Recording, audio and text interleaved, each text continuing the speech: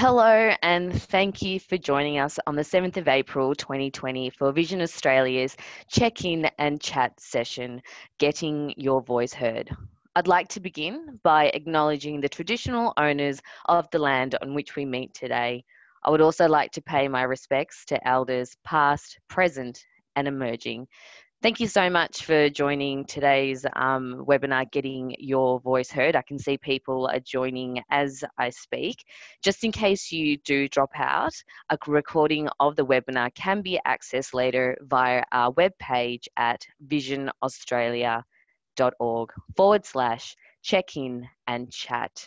You know, these are really challenging times for all Australians, for all people across the world. And that's why today's webinar is an important topic around getting your voice heard during these times.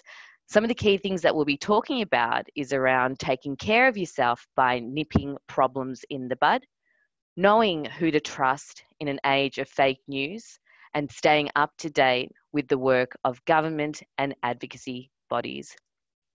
Now, Bruce and I are expecting a lot of questions to come through, and we'll do our very best to get through as many as we can. So this is a very interactive session.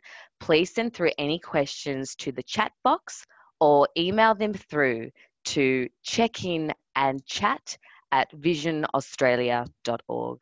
That email address again is checkinandchat@visionaustralia.org. I'm so pleased to introduce my colleague, Bruce Maguire, Vision Australia's lead policy advisor. And part of Bruce's important work in the community focuses on developing the organisation's public policy positions as well as responses for government consultations and reviews. Good morning, Bruce. So lovely to see you today. Good morning, Rini, and it's a real privilege to be here with you and to be able to connect with so many people in the blind and low vision community at this very challenging time.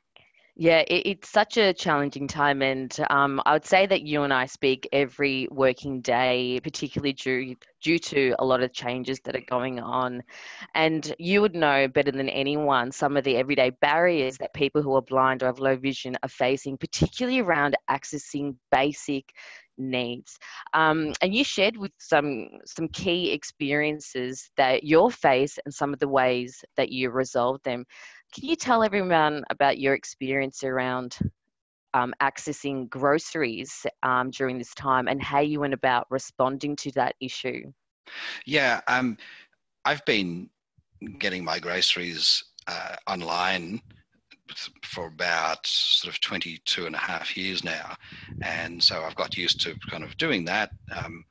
And about 4 weeks ago, both Coles and Woolworths stopped all online ordering and home delivery services, and that was in response to the wave of panic buying which had just sort of crashed over them, and which to some extent is still continuing. And for me as a blind person who's been used to shopping online, it sort of was taking away in almost sort of one stroke of the of the pen, so to speak, something that I had been used to doing, for 22 years. And there were several days before Woolworths started a priority assistance program where people with disabilities and older people and other vulnerable groups could once again access home delivery services. But until they did that, there were several days where I just had no idea how I was going to get groceries. I looked at, well, what can I get through Uber Eats, for example? Well, in this area where I live anyway, you can get, there are a couple of places where you can get milk and you can get bread, but I couldn't get eggs, and I certainly couldn't get toilet paper through Uber Eats. And that was quite a difficult time, because no matter how much I tried to get on with other things, not having those basic things taken care of, like where's the groceries going to come from, was quite a sort of distressing kind of distraction.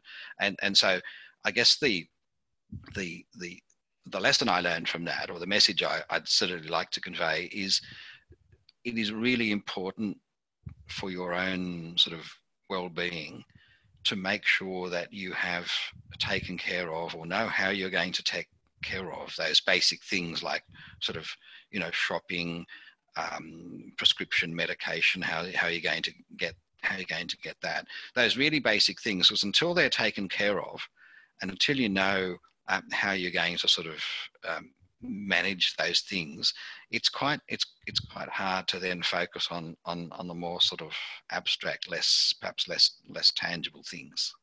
Yeah, that's right. Because if you can't access, those fundamental things that, keep us alive and keep us healthy, life would be a real struggle. So the situation has changed for you, I understand, where you have been accessing groceries. What did you do to get what you need during this time? Well, once Woolworths started its priority assistance program, it certainly became a lot easier, because I was able to continue to get groceries online as I have been sort of doing for so long. It's a little bit different in that there are still a lot of items that are out of stock. So you can order something like I decided I was going to make shepherd's pie on the weekend, and for that you need lamb mince, and so I ordered some lamb mince, but that was out of stock. So the next thing was, I'll do a pasta bake, but there was no pasta. So it's not quite the same as it was before, but you can at least get access to the basic things that you need. My sort of advice would be not to wait until you've run out of something before you go about ordering it.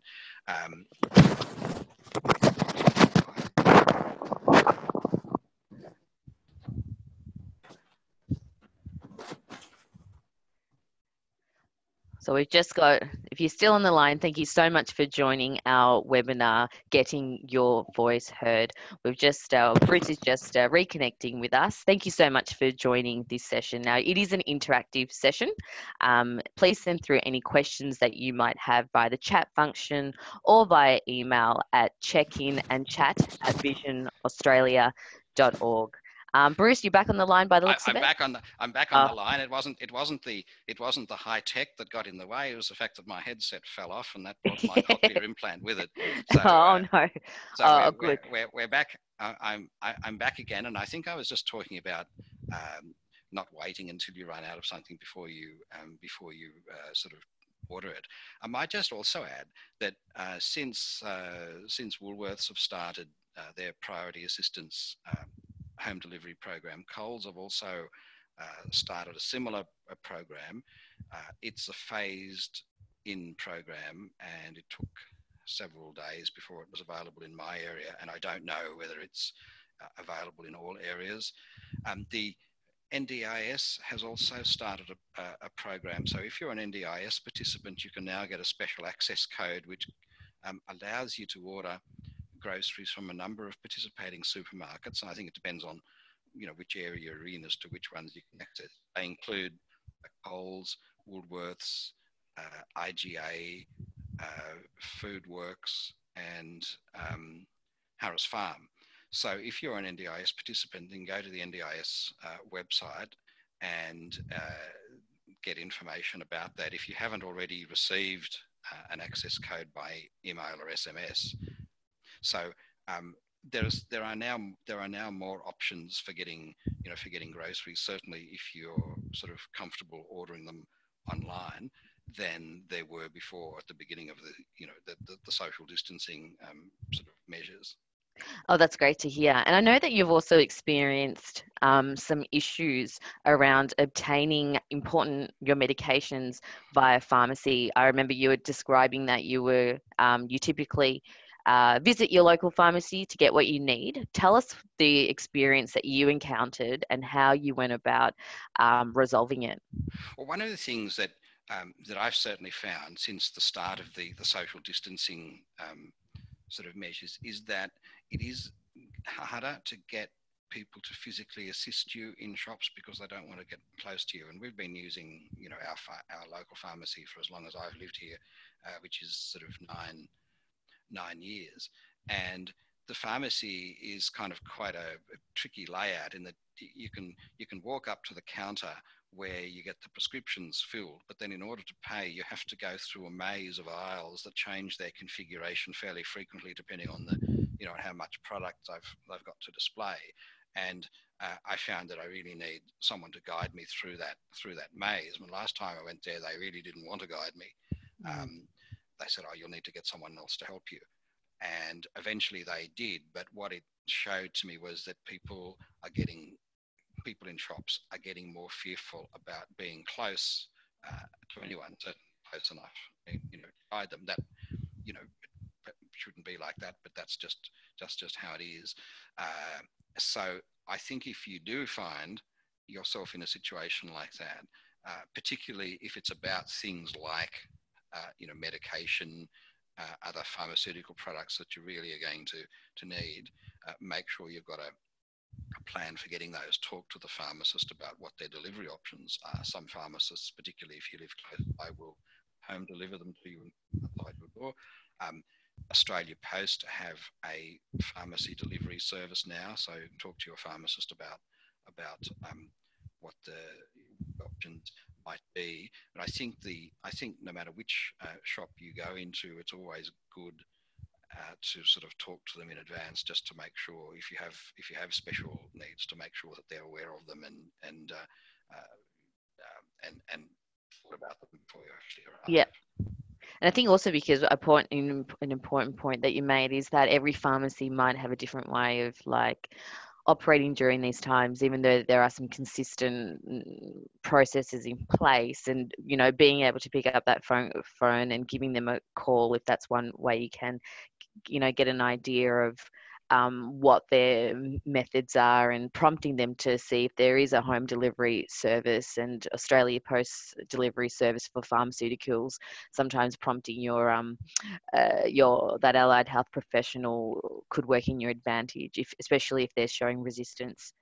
Yeah, and again, don't wait until you've run out of medication before you start exploring these things. Do it while you've still got a little time and there's not quite as much pressure. Yeah, absolutely. And I know that speaking of, assistance, Vision Australia has been getting a lot of questions, inquiries, all on various issues. And we have set up a helpline, and that is Vision Australia's COVID-19 helpline. And that number is 1300 88 70 58. We've got a team of hardworking staff managing that line. Please be patient. It's a small team of dedicated staff that are there to respond to any types of issues that you might have. That number again, 1300 88 70 58. I'd now like to move on to around talk about how you might go around sharing your voice when you're not getting the outcome that you're after via, sharing your voice with politicians perhaps. But firstly, I wanted to get your sense, Bruce, is now a good time to be advocating on broader systemic issues to your Member of Parliament, with COVID-19 being a strong focus? A couple of things I'd say in response to that, Rini. Firstly, it's always good to have a relationship with your local members of parliament, because there are many situations where they're able to kind of step in or give you extra assistance in dealing with bureaucratic sort of government departments and agencies. One of the things that I always sort of advise people is, look, if you're trying to kind of navigate through the labyrinth of government and are sort of getting stuck or sort of getting lost, then your local member is a good person to engage with. That is also true now, but it's important to remember that your local member is going to be just as overwhelmed by everything else as you are, and you're likely to get listened to most if you have an issue that is, I think, particular to your situation at the moment. So something that you're trying to talk to a government department about an issue that's of relevance to you as you sort of self-isolate or in other ways, that are related to the current pandemic, I think you're less likely to get much traction if you want to raise an issue that might be important but isn't directly relevant. And the other thing that sort of flows on from that is that one of the things that I think is I'm seeing now is that government departments and agencies and companies that don't already have a culture of accessibility aren't going to suddenly get a culture of accessibility just because we're in the middle of a pandemic. Bruce, Bruce, can I just stop you there? There's just a little bit of audio issue. Can I get you to put your headset on so we can just hear your voice a bit clearer? Right. So is that better? I can now hear your lovely booming voice. Thank you so much. So you were just talking about some government departments already have a culture of inaccessibility. So that's probably around maintaining your expectations. Well, yeah. If I mean some government departments, some companies, some organisations really get accessibility, but others don't. And a company or a government department that doesn't already operate on a culture of accessibility is unlikely to suddenly kind of switch cultures in the middle of a pandemic. I know, for example, that there are kind of concerns about the fact that the ABC is not verbalizing the names of people that it interviews on television programs. Well, it hasn't done that for years, and that's despite consistent and fairly strong lobbying from Vision Australia in particular, and it's not. I don't think it's very likely that they're going to suddenly start doing that now.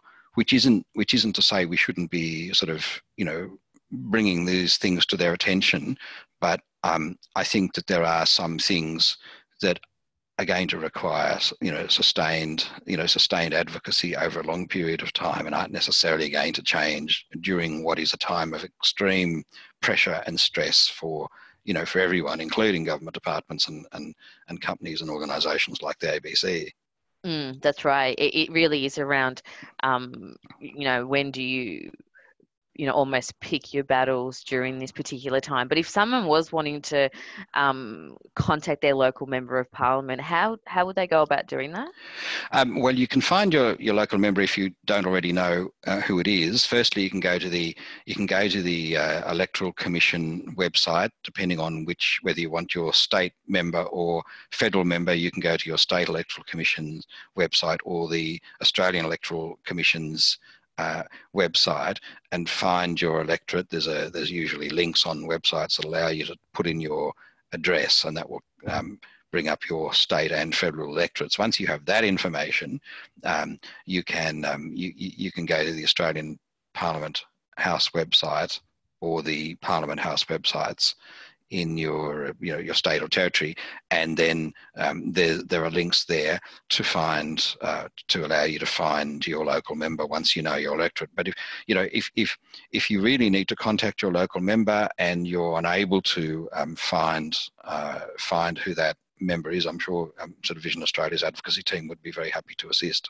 Yeah, absolutely. And if you are in that position where you do want to share your voice and you're struggling to find out who best to, send the advocacy team an email and that email address is advocacy@visionaustralia.org.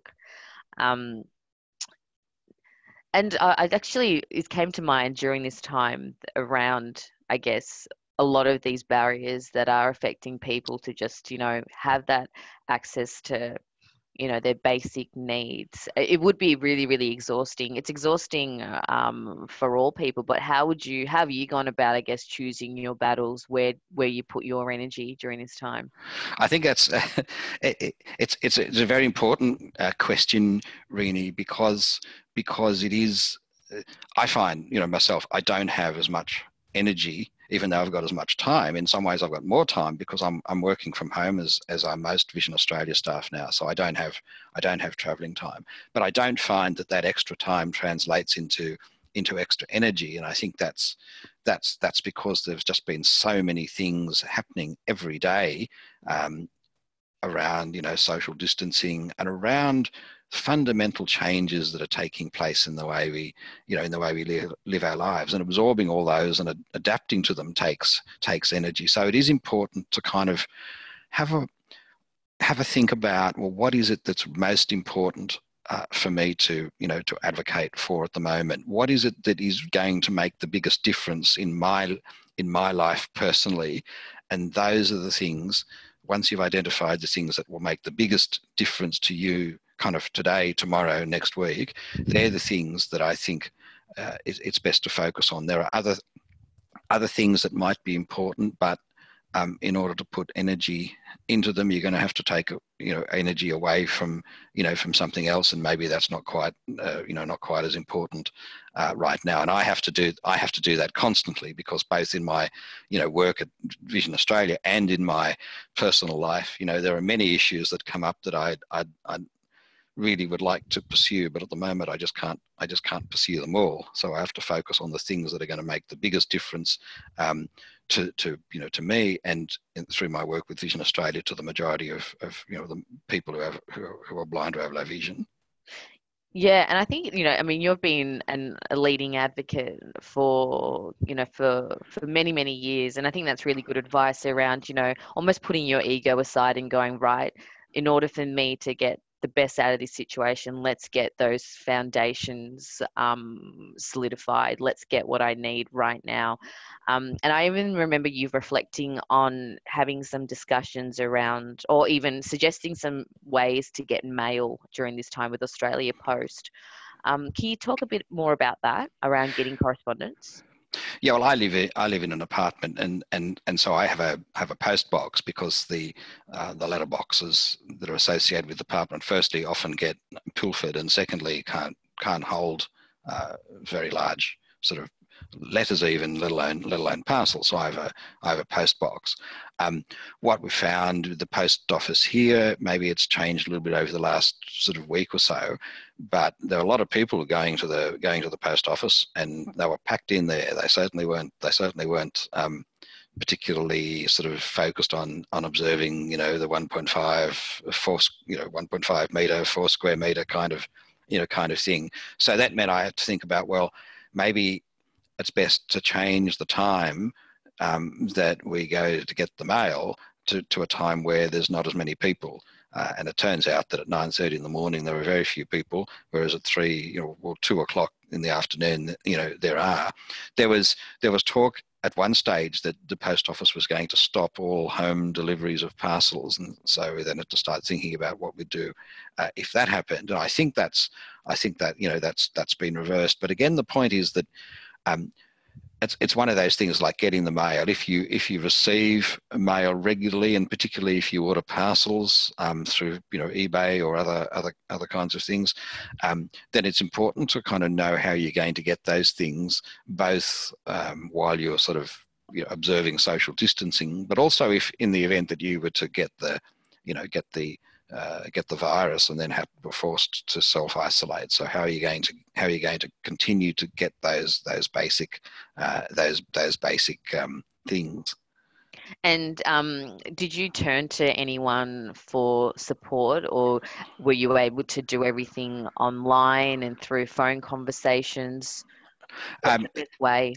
Well, a lot of things can only be done online now. I spent yesterday afternoon trying to sort out an issue with my Telstra phone bill because I'd lost the original, and in order to pay the bill, I needed the bill number, which of course I don't have.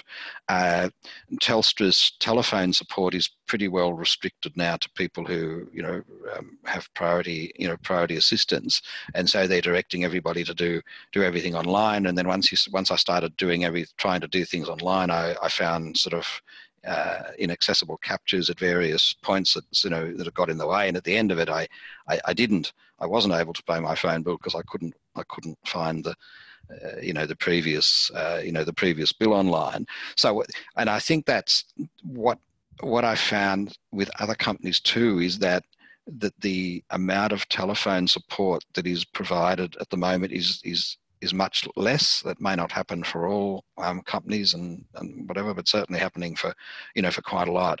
So if you are able to kind of do things online, then that is sometimes the only way of doing them.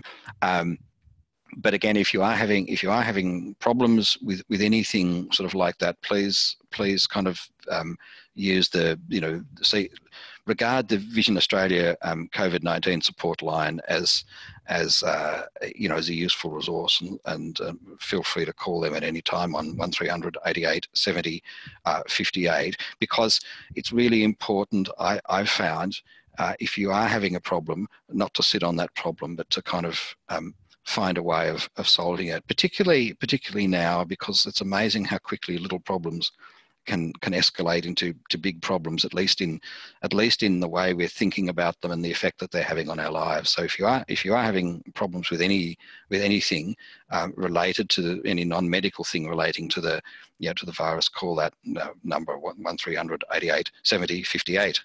That's a really good point. Like, I don't think anyone will regret standing up for their rights, particularly during this time. We've had a bunch of questions and comments come through, so I'll do my best in the very short time to focus on the ones that might have broad appeal for our listeners.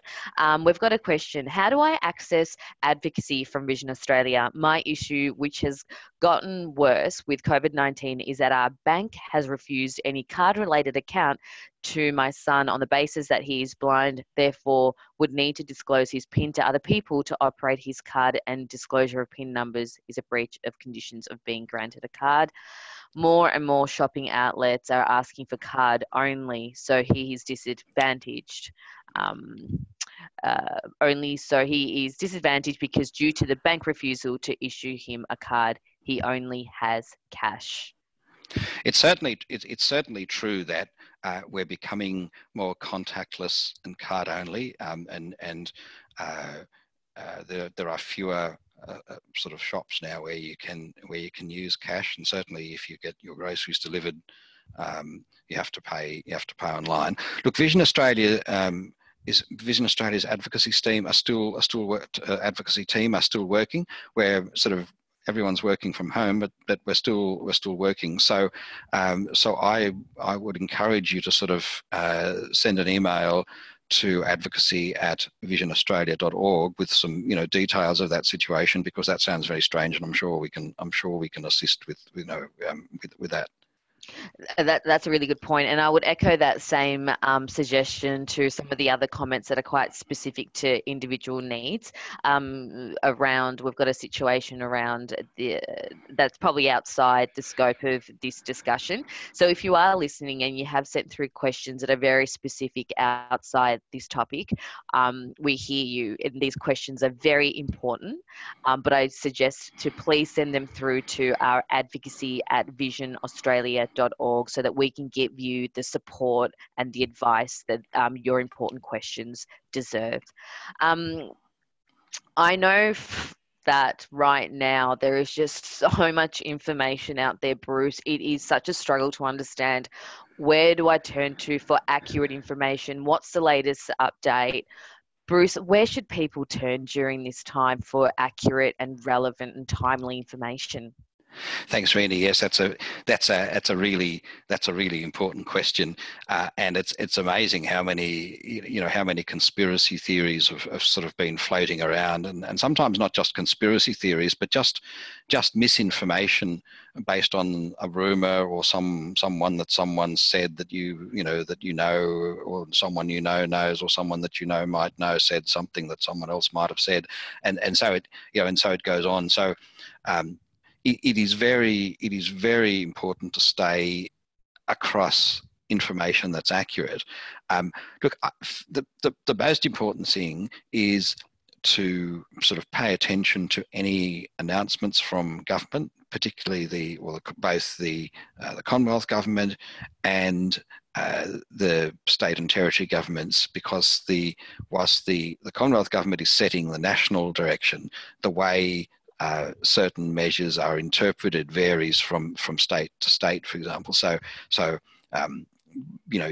it's important to pay attention to what the government in the state or territory that you live in is also saying. I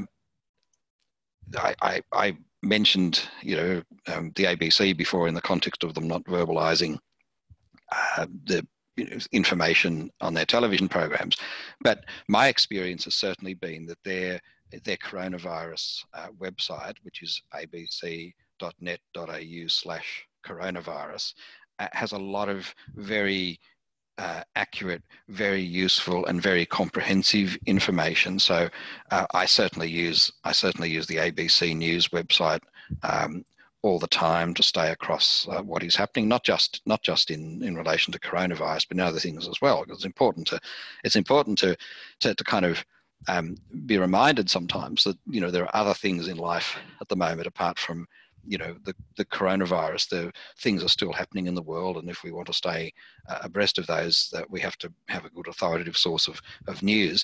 The ABC also has a CoronaCast, which is a podcast that's given by Dr. Norman Swan, the ABC's medical expert, every day, and that's very good too. He explains things in very, very kind of understandable language and provides the most up-to-date, accurate information. If you want to sort of be across, the latest conspiracy theories and how they're being debunked. There is a newsletter which you can get called Corona Check, which is sort of a fact checking of various kind of supposed theories and bits of information that's put out by the University of Melbourne. You can find a link to that on the ABC's coronavirus website. I also personally subscribe to a couple of newsletters from Johns Hopkins Center for Health Security in Baltimore in the US. They're part of the Johns Hopkins University. It's a pretty complicated link, but if you do a Google search for Johns Hopkins Health Security, not John Hopkins, but Johns Hopkins Health Security, you should be able to find those newsletters, and some of them are daily and some of them are weekly, and they don't have much information about Australia generally, but they do give you a global perspective and especially a US perspective on what's happening in relation to COVID-19 and other health security matters. So I think that's probably the main the main things that I would be recommending. But again, I know that the people on our COVID-19 support line have access to other resources, and they're compiling a database of resources and information. So if there's particular questions that you have or particular resource that you're looking for, feel free to give them a call on 1300 88 70 58, and I'm sure they'll be able to help you. That's right. Those are some really excellent resources for people to consider. We've got a couple of comments that you might have a response to. Around wait times, around Woolworths having some delays with wait times. We've got a comment here that an order today for the 13th of April would be, so it's this, Woolworths are only allowing once a week order, so I ordered today. It will arrive on 13th of April, then I can't order until the following Monday, Tuesday. So it's really not a priority. So I can only get groceries every 3 to 4 weeks. Woolworths don't tell you that you can't order weekly. You can only get Coles NDIS if you have been with NDIS more than 7 days. So obviously a comment. Did you have anything that you'd like to add to that, Bruce? Well, I think there must be differences in geographical differences, because where I live, I can get a Woolworths order delivered in 2 days generally, sometimes 3 max. So having an order once a week is generally not an ideal situation, and it might be something that if you contacted our advocacy team about, we could explore that further and just find out what's going on and why why it's a week for you but not a week for everyone else. I suppose I would say that if one supermarket is not meeting your needs, then there's no reason why you can't use sort of other ones. So you can use both Coles and Woolworths if both of them are available, and you might be able to stagger ordering, so you can actually get 2 deliveries a week, one from, or 2 deliveries, one from Coles and one from Woolworths. I've certainly found you do have to sort of be much more organised in what you order. I've tended to kind of, as I think of something I might need, I'll just add it to the trolley, but I won't actually get around to placing the order until next week. What I find now is that, I really have to think about everything that I need and order as much as I can, because even though it's sort of 2 to 3 days, for me, there's no guarantee that the things that are in stock now will be in stock in 2 to 3 days when they go to pack the items. Yep, it's a really good point. A lot of this does come down to planning. Now, I know that Vision Australia, the very, very vast majority of us are working from home, and I know, including yourself and myself, and there's still a lot of good work being done across Australia.